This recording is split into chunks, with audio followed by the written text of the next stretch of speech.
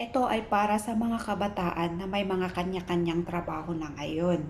So, nakikita ko sa mga mansari ninyo, kasama nyo lagi si jowa tinitreat sa mga fast food. Kada weekend, kasama ninyo yung mga barkada nyo kumakain sa fast food.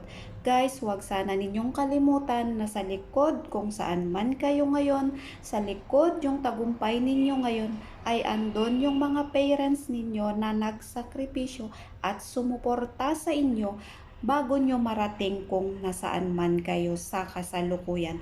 Kaya sana sa mga kabataan, wag sana ninyong kalimutan na paminsan-minsan din ay itreat din ninyo ang inyong mga magulang. Wag sana puros si jowa kada mansari, puros si barkada.